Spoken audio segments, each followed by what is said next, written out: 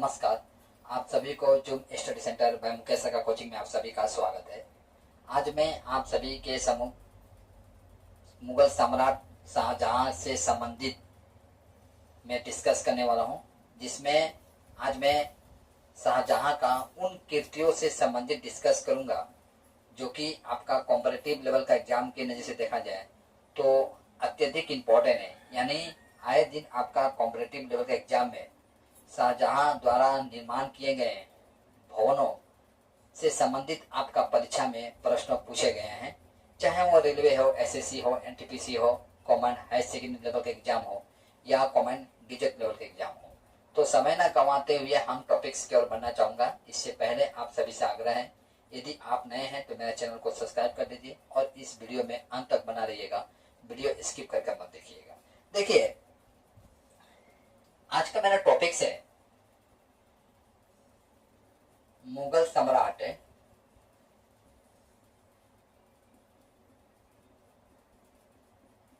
शाहजहां का कृतियां, जिसमें हम लोग जानेंगे मुगल सम्राट शाहजहां ने किन किन कार्यों को किया था। तो मुगल सम्राट शाहजहां जो हैं आपका एक मयूर सिंहासन का निर्माण कराया था। परीक्षा में कई बार पूछा गया है कि मयूर सिंहासन का निर्माण किसने कराया था। तो मयूर सिंहासन का निर्माण जो है आपका शाहजहां कराए थे। इसका जो मुख्य कलाकार थे वे थे आपको बेबादल खान, ये आपका मुख्य कलाकार थे। ठीक है। शाहजहां ने मयूर सिंहासन के अलावा कई भवनों का भी निर्माण कराया था, जिसमें से हम देखते हैं आपका दिल्ली का लाल किला।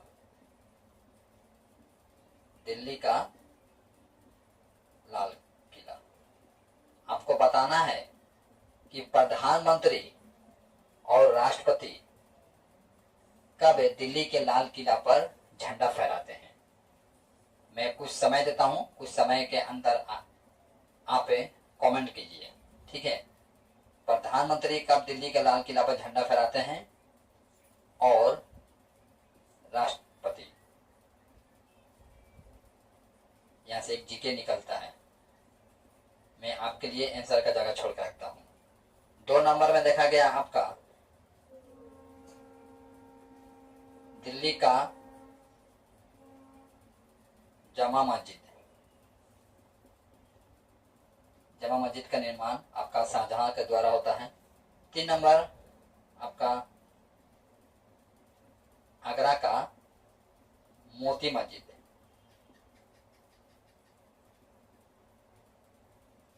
ये भी शाहजहां के द्वारा निर्माण कराया गया था। और 4 नंबर आपका दीवाने खास, इसका निर्माण भी आपका शाहजहां के द्वारा कराया गया था। दीवाने खास और दीवाने आम, इन पांचों का निर्माण जो है आपका शाहजहां के द्वारा कराया गया था। और देखिए, सन 1638 ईस्वी में आपका शाहजहां ने जो राजधानी जो आपका आगरा था, आगरा से ट्रांसफर कर उसे कहाँ लेकर आया? दिल्ली। मतलब आगरा से राजधानी कहाँ बन गया? दिल्ली।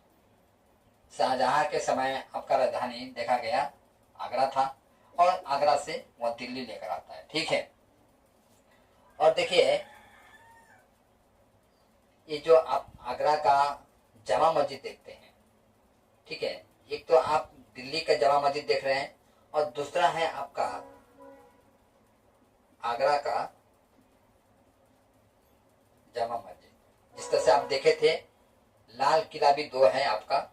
एक आपका लाल किला जो है दिल्ली में है और एक लाल किला जो है आपका आगरा में है, जो कि अकबर के द्वारा निर्माण कराया गया था। अब यहाँ पर आप देख रहे हैं जामा मस्जिद दो देख रहे हैं, ठीक है। एक जामा मस्जिद जो है दिल्ली में है और दूसरा जामा मस्जिद जो है कहाँ है आपका, आगरा में। तो आगरा का जामा मस्जिद का निर्माण जो है आपका ये शाहजहां ने नहीं कराया था, याद रखिएगा। इसका निर्माण जहां आरा ने कराया था। ये जहां आरा कौन है, तो शाहजहां का बेटी है, याद रखिएगा, ठीक है। अब शाहजहां के समय हम देखते हैं इसके शासन काल में कई प्रसिद्ध चित्रकार भी थे। शाहजहां का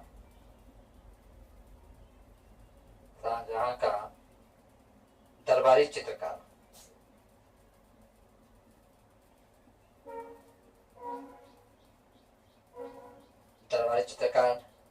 जो कि तब के समय में प्रसिद्ध चित्रकार थे। एक का नाम था आपका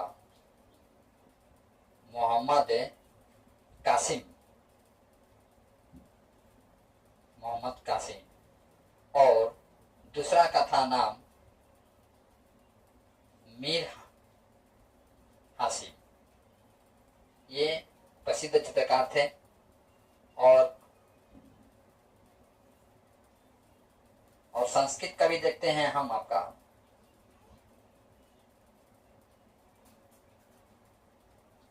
संस्कृत कवि, ये भी दो थे आपका, जिसमें से पहला का नाम था आपका संस्कृत कवि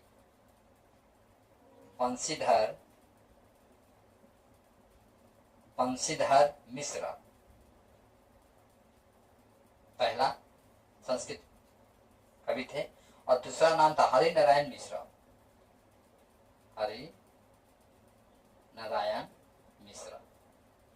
ये प्रसिद्ध संस्कृत कवि थे, ठीक है। तो यहाँ हम कवि का देख लिए, दो प्रसिद्ध है कवि का नाम, यहाँ पर दो प्रसिद्ध चित्रकार का नाम। अब दो प्रसिद्ध संगीतकार का नाम देखते हैं। संगीतकार जो थे आपका शाहजहां के दरबारी संगीतकार थे आपका लाल खां और दूसरा थे आपका गुण समंदर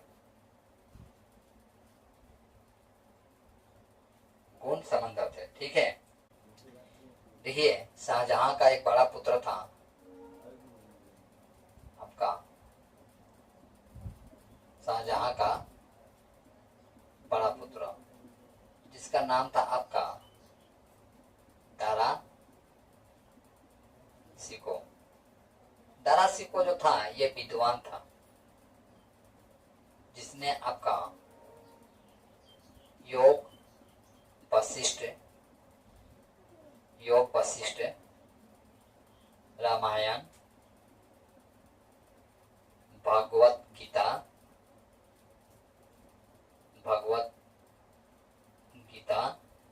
और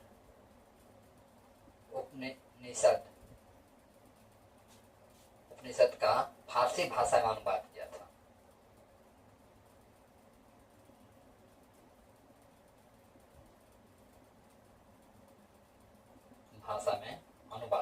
ठीक है।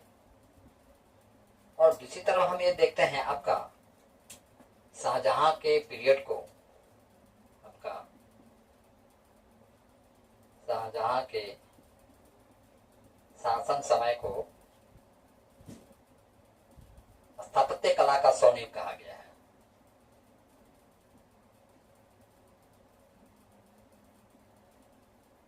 स्वर्ण युग कहा गया है।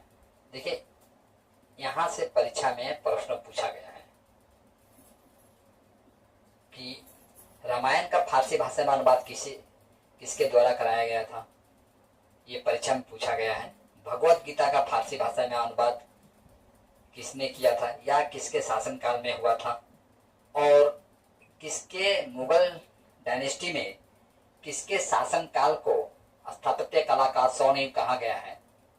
आपका ऑप्शन में संभव तो अकबर मिल सकता है, लेकिन भूल से आप अकबर क्लिक मत कीजिएगा, क्योंकि अकबर आंसर नहीं होगा, आपका आंसर होगा शाहजहां। ठीक है, तो मैं चाहूंगा इतना आप स्क्रीनशॉट लीजिए, इसके पश्चात हम लोग आगे की तरफ बढ़ते हैं। 1666 ईस्वी में आपका शाहजहां का देहांत होता है। और शाहजहां का देहांत होता है यानी शाहजहां औरंगजेब के कैद में रहते हैं, औरंगजेब के कैद खाने में रहते हैं। ठीक है, क्योंकि सिंहासन के लिए औरंगजेब जो है अपना पिता को बंदी बना लेता है। और 1666 ईस्वी में देहांत भी हो जाता है। देहांत होने के पश्चात शाहजहां की जो बेटी थी वो चाहती थी कि शाहजहां का जो कि अंतिम संस्कार जो है पूरी राजकीय सम्मान के साथ हो, लेकिन ऐसा होता नहीं है। औरंगजेब उसे चुपचाप ले जाके आगरा में, जहां आपका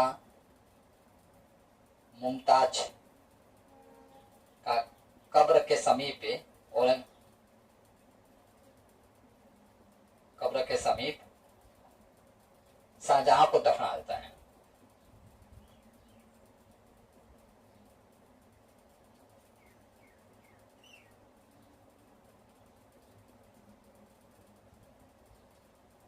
दफना देता है, ठीक है। और हम देखते हैं अब औरंगजेब के भाइयों के बीच में कुछ आपसी मतभेद चलती है। अब यहाँ पर मुगल डायनेस्टी में एक ट्विस्ट आता है। ट्विस्ट यह है आपका, हम देखते हैं कि औरंगजेब भी अब आपका सिंहासन पर बैठने के लिए आतुर हो जाता है और यह कई युद्ध लड़ता है। ठीक है, तो हम देखते हैं कि आपका 15 अप्रैल 1658 ईस्वी में एक युद्ध लड़ता है, जिस युद्ध को हम धर्मट का युद्ध कहते हैं, धर्मट का युद्ध कहते हैं। ठीक है, यह युद्ध जो है आपका दारा और औरंगजेब के बीच में होता है, जिसमें औरंगजेब विजय होता है, दारा परास्त होते हैं। ठीक है, पुनः एक युद्ध होता है, ये अप्रैल महीना है। अब देखिए 29 में डेट को फॉलो कीजिए आप, 15 अप्रैल 1658, यहाँ 29 मई और आपका 1658, यानी 1 महीना के पश्चात पुनः एक युद्ध लड़ता है, जिस युद्ध को हम लोग बोलते हैं सामुलगढ़ का युद्ध। यह युद्ध भी आपका दारा और औरंगजेब के बीच में होता है, जिसमें औरंगजेब विजय होता है और दारा परास्त होते हैं। फिर एक युद्ध लड़ा जाता है, जिस युद्ध को 1659 ईस्वी में लड़ा जाता है। इस युद्ध को हम लोग देवराई की घाटी कहते हैं। ठीक है, यह युद्ध भी आपका दारा और औरंगजेब के बीच में होता है, जिसमें औरंगजेब विजय होता है, दारा परास्त होते हैं। अब हम देखते हैं आपका औरंगजेब जो है दारा का हत्या कर देता है। हत्या करने का कारण यह है, इसके ऊपर एक इल्जाम लगाता है कि इसने, यानी दारा जो है, दारा आपका राजपूत थे। राजपूत मुगल डायनेस्टी के विस्तार में शुरुआत से ही बाधक है। ठीक है, और औरंगजेब जो था वो पूरी तरह से क्रूर शासक था, यानी अपना सत्ता को कायम करने के लिए किसी भी हद तक जा सकता है। दारा के ऊपर एक आरोप लगाया जाता है, दारा के ऊपर लगे आरोप है, इसका आरोप यह है कि इसने इस्लाम धर्म का अवहेलना किया है, धर्म का अवहेलना किया है।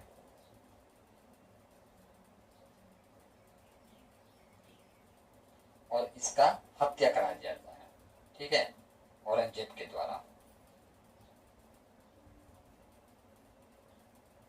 दिया जाता है। ठीक है, इस तरह से मैंने शाहजहां से संबंधित उन सारे इंपॉर्टेंट टॉपिक्स को आपके सम्मुख रखने का प्रयास किया हूं, जो कि आपका कॉम्परेटिव लेवल का एग्जाम के नजर से देखा जाए इम्पोर्टेंट था। और आए दिन आपका परीक्षा में इन सारे टॉपिक से संबंधित परीक्षा में प्रश्न पूछे जाते हैं। वीडियो बड़ा ना हो इसलिए हम 3 सेशन लेकर आए और आज का क्लास जो है मुझे यही समाप्त करने का अनुमति दीजिए। और जाते जाते मैं कहना चाहूँगा, यदि अब तक आप मेरा चैनल को सब्सक्राइब नहीं किए हैं तो आशा करता हूँ कि आप कर देंगे। और यदि आपके पास शाहजहां से संबंधित कुछ विशेष जानकारी हो तो आप कमेंट बॉक्स में आप अवश्य कमेंट कीजिएगा। आपकी ज्ञान से हमारी ज्ञान में थोड़ी बहुत वृद्धि अवश्य होगी। तो आज का क्लास जो है मुझे यहीं समाप्त करने का अनुमति दीजिए। जय।